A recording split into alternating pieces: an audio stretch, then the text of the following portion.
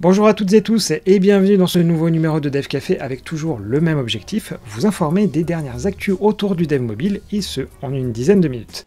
Et le 8 mars c'est la journée internationale des droits des femmes et hier je suis tombé sur un article et hélas il fait froid dans le dos et je vous recommande en quelque sorte de le lire. Mais bon, pour vous la faire assez rapide, c'est l'histoire d'une développeuse dont tout le monde dans son équipe a pu monter en grade, sauf elle. Alors si vous avez 5 minutes devant vous, vraiment prenez-le parce que c'est désespérant et le lien il est dans la description. Bon, maintenant je vais essayer tant bien que mal de faire une transition avec le programme du jour où j'évoquerai principalement Google et notamment une IA qui est faite pour les développeurs mobiles. Bref, je vais vous laisser un tout petit peu de mystère là-dessus et donc on va commencer ici tout de suite.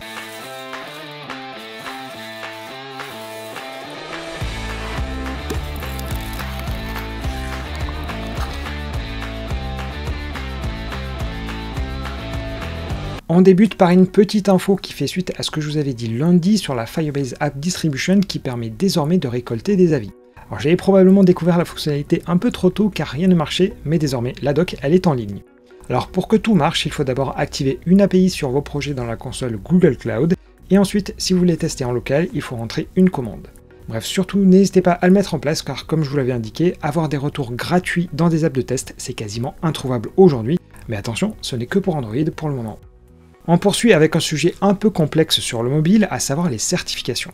Alors d'une manière générale, sur les autres domaines de l'informatique, c'est assez fréquent, notamment avec les technos Microsoft, mais sur le mobile, Google en avait timidement créé une pour les débutants, mais elle restait quand même assez sérieuse avec du code à produire ou encore un entretien à l'oral, histoire de s'assurer que quelqu'un d'autre n'avait pas codé à la place.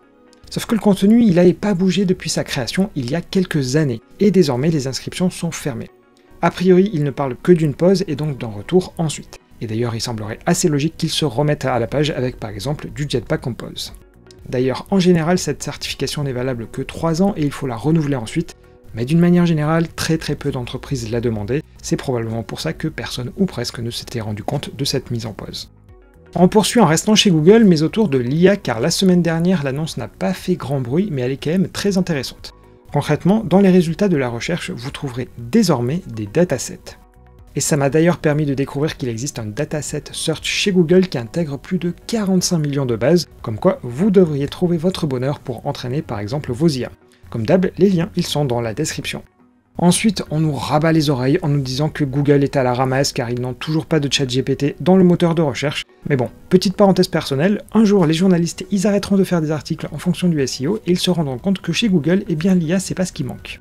Car côté mobile, ils ont déjà sorti des IA et qui sont ultra intéressantes, et je vais vous en lister certaines. La première, elle s'appelle Widget Caption et elle peut générer une description pour chaque élément de l'interface. Il y a aussi un Screen to Words qui, en prenant la hiérarchie des vues et des captures d'écran, est capable de faire un résumé de tout l'écran. Il y a également Typability qui, comme son nom l'indique, permet de détecter si un élément est potentiellement cliquable. Bref là-dessus, rien de nouveau, mais bon, si j'étais un torchon putaclic, je vous dirais que l'IA que je vais vous présenter va remplacer vos jobs dans le dev mobile. Mais bon, dans les faits, elle pourra au contraire nous aider. Concrètement, elle se nomme Spotlight et elle a pour objectif, si je caricature, de mélanger toutes les IA que je vous ai présentées, à savoir pouvoir décrire ce que fait un composant, mais aussi résumer l'écran dans sa globalité, ou encore détecter les zones cliquables, et enfin comprendre le contexte, par exemple, quelle est la suite d'écran qui a amené à cet endroit. Pour ça, Spotlight est en quelque sorte divisé en deux, avec d'un côté la partie Vision qui consiste à comprendre ce qui est à l'écran, et ensuite le langage dont l'objectif c'est de comprendre le contenu et les possibles actions, notamment les zones cliquables. Pour ce qui est de l'implémentation, je ne vais pas rentrer dans les détails, mais dans l'idée, l'écran va être découpé en de nombreuses petites zones pour identifier ce qu'on ferait naturellement, à savoir qu'ici il y a un titre, un bouton et une image, mais tout ça avec la notion de contexte. En parallèle, Google a entraîné une IA avec un dataset de 2,5 millions d'interfaces mobiles et 80 millions de pages web, et ça donne les résultats suivants, où c'est bien sûr la valeur la plus élevée qui l'emporte, et donc Spotlight, à savoir la nouvelle IA. Dans la conclusion, les chercheurs indiquent que cette nouvelle manière de faire surpasse les précédentes, notamment en n'ayant plus besoin d'avoir accès à la hiérarchie des vues, mais uniquement d'utiliser les captures d'écran. Et là-dessus, vous allez me dire, ok, c'est bien gentil, une IA elle est capable de comprendre ce qu'il y a sur un écran, mais quel en est finalement l'intérêt? Eh bien on pourrait l'utiliser pour deux sujets que l'on met d'ailleurs toujours de côté. Déjà, l'accessibilité, car vu que l'IA sait analyser l'écran et les zones cliquables, ça pourrait nous dire si le texte est suffisamment lisible ou gros par exemple. Mais on pourrait aussi l'utiliser lors des phases de conception des interfaces pour éliminer des biais par exemple. Donc si je vous résume, cette IA elle n'est absolument pas prête de sortir, mais non, elle ne viendra pas détruire nos emplois, mais à l'image d'un GitHub Copilot, elle pourra au contraire nous prêter main forte. Voilà pour ce résumé sur cette IA, en tout cas j'espère que les journalistes vont davantage s'y intéresser, et de notre côté, eh bien on va passer à des sujets bien plus simples, pour commencer par les actus en bref. Proton est la solution suisse qui met en avant la vie privée à travers son client mail ou encore son calendrier. Depuis quelques jours, Proton Drive, leur solution de stockage dans le cloud et chiffrée de bout en bout, a désormais le code source des clients Android et iOS entièrement disponible sur GitHub. Après avoir présenté son ChatGPT-like sur Bing ou Skype, Microsoft a envoyé une invitation datée au jeudi 16 mars pour présenter des nouveautés qui concerneront l'avenir du travail. A priori, il devrait s'agir de l'intégration de l'IA à Word ou Outlook, car cela fait déjà l'objet de rumeurs depuis plusieurs semaines. Lundi, l'autorité de la concurrence française a annoncé sa feuille de route pour 2023-2024. Côté numérique, c'est le Digital Market Act qui est au centre des attentes avec la mise en application le 2 mai. Mais l'autorité travaillera aussi sur le règlement européen sur les données ou encore pour faire respecter les engagements demandés à Google et Meta. Du côté d'Apple, un œil particulier sera mis sur la protection des données personnelles sur iOS. Et enfin sur Mastodon, il va désormais être possible d'écrire du texte avec du style car la pull request a récemment été validée. Par ailleurs, le site Medium a annoncé mettre à disposition une instance pour ses membres payants.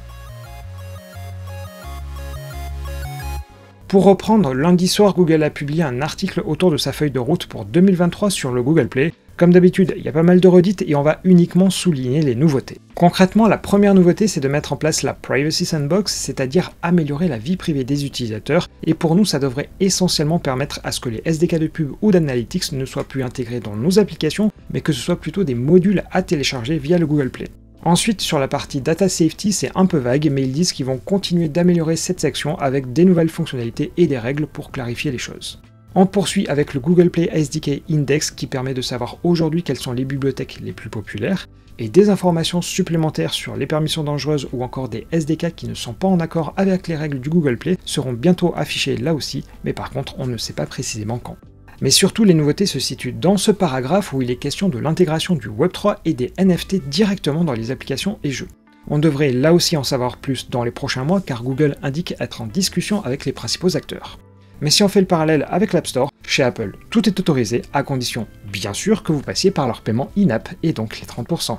Dans la conclusion, ils indiquent que le Google Play Developer Helpline qui est en pilote est disponible dans 9 nouveaux pays, mais sans préciser lesquels, sachant que ça permet de contacter le Google Play directement par téléphone. Voilà donc pour les nouveautés de 2023, a priori, il n'y a rien de très fracassant, si ce n'est pour la partie Web3. Bon, aujourd'hui, vu que c'est quasiment un dev café dédié à Google, je fais quand même un petit crochet par Apple, et malheureusement c'est pas pour une si bonne nouvelle. Parce que je sais pas si vous connaissez le jeu Untitled Goose Game, mais en tout cas je vous le recommande et je vous affiche d'ailleurs le trailer, mais les développeurs ils voulaient le mettre sur le Mac App Store. Sauf qu'ils ont fait marche arrière car dans un premier temps on leur a dit qu'il n'était pas possible de passer l'écran des crédits, sauf qu'ils leur avaient bien expliqué qu'on pouvait le faire avec la barre d'espace. Puis le jeu a une nouvelle fois été rejeté et là-dessus le développeur se souvient même plus de la raison. Comme quoi, déjà qu'il n'y a pas beaucoup de jeux sur le Mac App Store, si en plus les reviewers ne s'y connaissent pas, comme on dit, aïe aïe aïe. Et enfin, pour le dernier sujet, je vais vous parler des brevets en Europe, car pour l'heure, soit vous déposez un brevet dans chaque État, soit vous déposez devant l'Office européen des brevets, mais il doit malgré tout être validé et maintenu dans chaque pays, autant dire que c'est une procédure qui est à la fois lourde et coûteuse. Pourtant, le projet d'un brevet unitaire européen ne date pas d'hier, car un premier vote avait eu lieu en 2012. Et l'idée de ce brevet européen, c'est de créer un document qui puisse protéger de manière identique une invention, quel que soit le pays européen, et forcément aussi de simplifier les démarches administratives. Et comme nous l'indique Next Impact, l'Allemagne a ratifié à la mi-février ce mécanisme, ce qui va donc permettre son entrée en vigueur. Car le mécanisme d'adoption est assez bizarre, car il fallait que 3 États qui génèrent le plus de brevets le signent, mais aussi au moins 13 autres pays. Bon, je vais pas ensuite vous résumer pourquoi ça a mis du temps, mais pour la faire simple, c'est de la politique, mais pour sûr, au 1er juin, un seul dépôt permettra de couvrir les 17 pays que vous voyez ici. Mais si je vous parle de ces brevets, c'est qu'en Europe, on ne peut pas breveter du logiciel. Par exemple, on ne peut pas dire que la flèche en haut à gauche, elle sert à revenir en arrière et que chaque développeur doit ensuite payer des royalties là-dessus. Mais l'inquiétude, c'est que l'Office européen qui gère les brevets a tendance, et je cite l'article, à étendre le champ de brevabilité au secteur informatique. Bref, c'est une inquiétude qui était à la fois levée par l'April et même certains géants, on va donc voir ce qui se passe à partir du 1er juin. Et c'est finalement sur ce sujet assez technique qu'on va s'arrêter ici pour ce Dev Café du 8 mars, mais s'il vous reste encore quelques petites secondes, n'hésitez pas à liker cette vidéo et à la partager autour de vous, Et petit rappel, je publie maintenant des shorts qui retracent les événements historiques, du coup n'hésitez pas à jeter un petit œil dessus. Allez, sur ce, je vous dis à demain, passez une très belle journée.